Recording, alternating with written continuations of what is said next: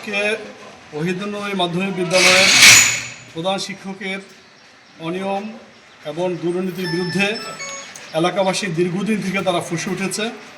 তার যে শিক্ষা প্রতিষ্ঠানের যে অনিয়ম, তার প্রতিষ্ঠানের যে দুর্নীতি, সেই বিষয়গুলো নিয়ে দীর্ঘদিন থেকে জমানো ক্ষোভ ছিল। আজকে লালমোহন উপজেলা নির্বাহী অফিসার তিনি এই বিষয়গুলো ইনভেস্টিগেশন আজকে এসেছেন। উনি এসে সেই বিষয়গুলো দেখেছেন।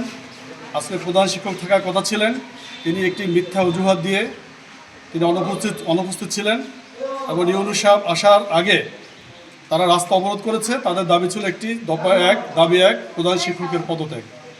তার পদত্যাগের দাবিতে ইউনো মহোদয় এসেছেন এবং তিনি এখানে এসে প্রধান শিক্ষকের যে অনিয়মগুলো, সে অনিয়মগুলোকে সে ভালোভাবে স্থানীয় লোকজনের কাছ থেকে তিনি স্টেটমেন্ট নিয়েছেন।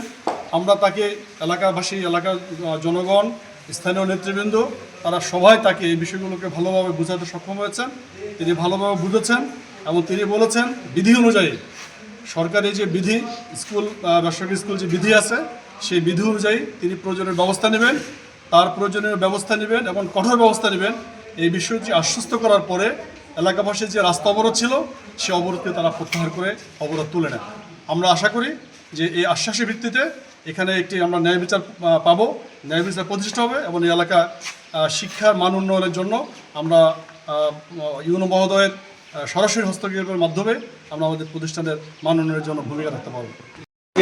একটি মানববন্ধন করেছেন এবং রাস্তাঘাট বন্ধ করে দিয়েছিলেন যে ওনার এই অন্যায় এবং এই অন্যায়ভাবে স্কুল থেকে যেই অন্যায় শিক্ষকদের উপরে পাওনা, ছাত্রদের যেটা পাওনা, এটা উনি কোনোটাই কোনো সময় ব্যবহার করেন নাই।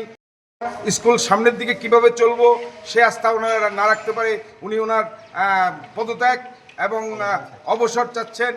আমরা ইউনূস সাহেব মহোদয় আমাদের উনি স্কুলে এসে উনি এই স্কুলের নতুন সভাপতিও ছিলেন। উনি আমার এলাকার লোকজন থেকে সব কথাগুলি শুনে ওনার অভিযোগের কথা শুনে উনি আশ্বস্ত করে গেছেন যে নির্বাহী কর্মকর্তা থানা উনি এসে পরিস্থিতি দেখেন, এলাকার মানুষের সাথে কথা বলেন।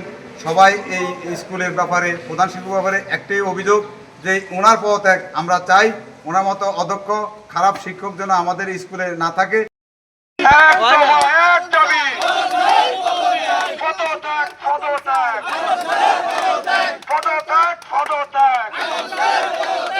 আকবর স্যারের পদত্যাগ।